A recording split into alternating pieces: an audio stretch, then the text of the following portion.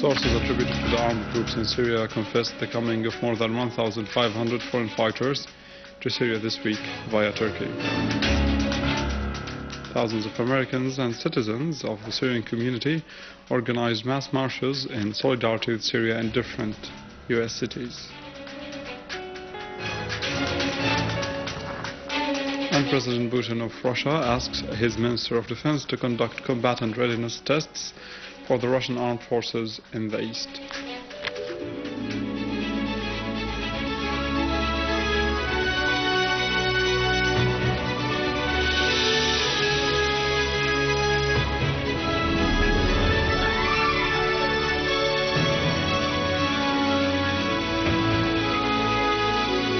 Good afternoon, this is news in English from the Syrian television in Damascus. Russia calls on the United States to review the information and stop bid in the situation regarding the possible use of chemical weapons in Syria and to refrain from giving inaccurate interceptions and interpretations in this case. Concerning the claim of U.S. State Department spokesperson Jennifer Psaki accusing Russia of obstructing the work of the United Nations Security Council on ensuring the arrival of the UN expert mission to Syria to investigate on reports about use of chemical weapons. Official Russian Foreign Ministry spokesperson Alexander Yukashevich said that the US declaration represents an inaccurate interpretation about the international investigation into the use of chemical weapons in Syria, adding that we must stop now bidding on this matter and ensure reliable information, review about the possible use of chemical weapons in Syria and coordinate between Damascus and the United Nations. Russia's permanent representative to the United Nations, Vitaly Churkin, said that his country gave the United Nations professionals, which confirms the use of the armed opposition of chemical weapons in Aleppo, affirming that Moscow exerted efforts with the Security Council to facilitate the entry of UN experts to Syria to investigate this alleged use of chemical weapons by armed groups on the 19th of March in Khan al-Assad area in Aleppo countryside. About 1,500 foreign fighters have entered Syria this week via Turkey that facilitated their entry by a prior political decision, according to statements by sources attributed to the armed terrorist groups in Syria. The statements lend more evidence to reports suggesting the involvement of Arab and foreign countries in sending terrorists to Syria. The sources told the Italian news agency ACI that some of the militants settled in Syria while fewer numbers left for Iraq. The sources pointed out that about 17,000 non-Syrian fighters are believed to be operating in Syria, adding that the bulk of Arab fighters there are of Saudi nationalities, whereas the Chechens make up the majority of the non-Arab fighters. Deputy Russian Foreign Minister Special Envoy of the President for the Middle East, Mikhail Bogdanov, said that there are hundreds of mercenaries and militants from various countries fighting in Syria within illegal armed groups. Interfax news agency quoted Bogdanov as saying in a statement that Syrian and Russian special services are exchanging information in connection with reports about 600 foreign militants fighting in Syria, including fighters coming from Russia, Europe and the United States. In our field developments, a unit of the Syrian Arab Armed Forces ambushed an armed terrorist group south of Admir city in Damascus countryside. The group had already infiltrated from the Jordanian borders. A military source said that the army killed 3 terrorists and seized the terrorists' weapons and tools. The source added that the weapons seized included P-10 shells, RPG launchers, 10 automatic rifles, a sniper rifle, and big amounts of various ammunition, masks, and sophisticated telecommunication devices, in addition to seizing the vehicles they were using.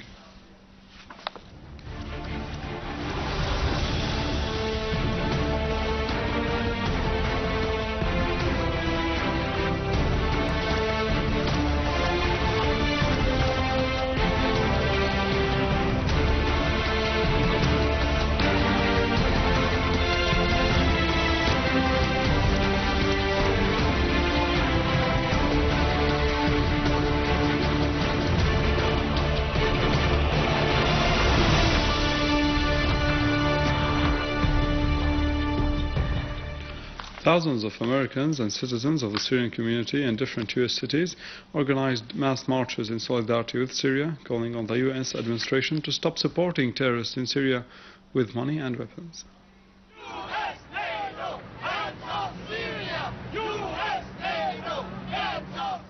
Participants in the march, which was organized at Times Square in New York upon an invitation by the Syrian American Forum and the American anti-war organizations, chanted slogans which condemned the aggression on Syria, calling for halting the war against it and raising Syrian flags and placards which call for the halt of foreign intervention in the country. Meanwhile, the cities of Chicago and Los Angeles, hundreds of Americans and Syrians gathered in front of the federal institutions to send a message to the U.S. administration calling for halting the support, arming or financing the terrorists in Syria. The U.S.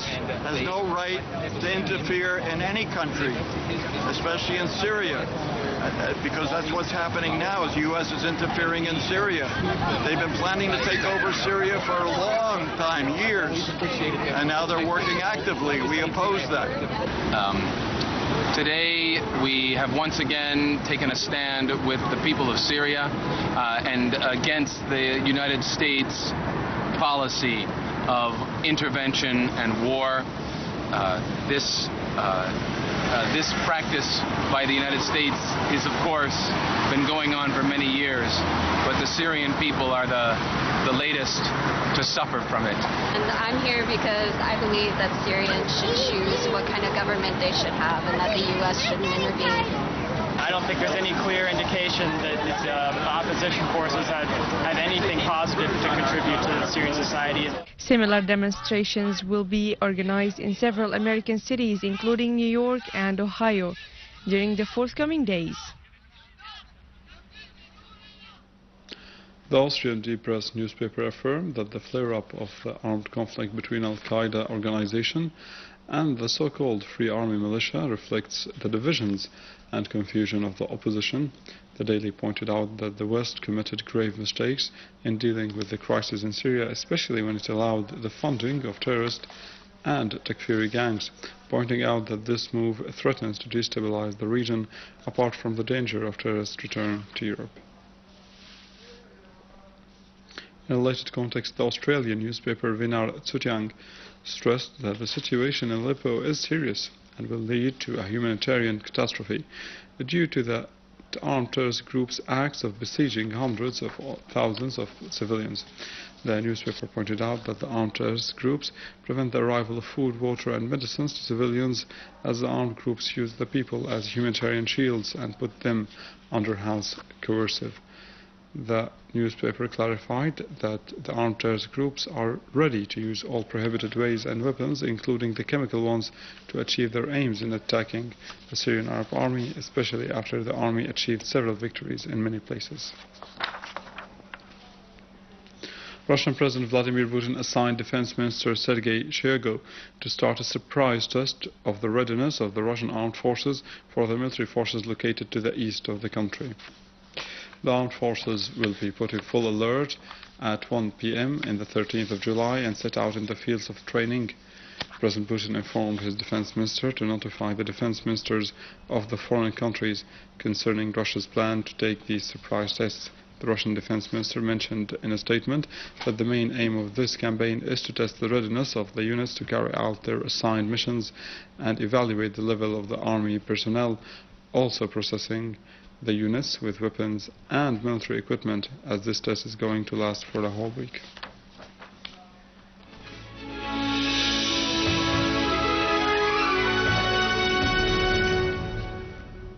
The late actor Nedal Seijari was laid to rest, accompanied by cheerful crowds who turned out to pay their last respects. More in the following.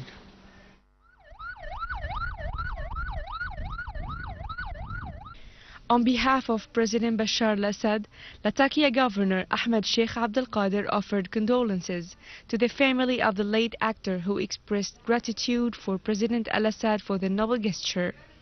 State Minister for National Reconciliation Affairs, Dr. Ali Haider, also participated in the funeral ceremony. The renowned actor passed away last Thursday after long suffering from an incurable disease. The funeral procession stopped at the National Theatre in Latakia, where friends and fans gathered for observing a last farewell ceremony. The body of Seijari was laid to rest at a Rawda cemetery in Latakia city. Actor Seijari was a shining drama star who played comic roles in well-known TV series such as Deadaya, A Lost Village, Spotlight, and starred in drama series like Al-Ababid and others. Nedal Seijari was born in Latakia 1965, graduated from the Higher Institute for Arts and became a member of the Artists' Union in 1991.